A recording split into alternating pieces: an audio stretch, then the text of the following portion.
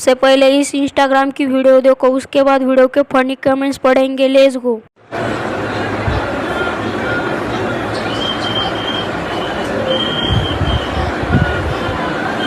तो चलिए शुरू करते हैं। लालबाग वाले माजल्यात, त्यापेक्षा आमच्या दगडूशेठला या.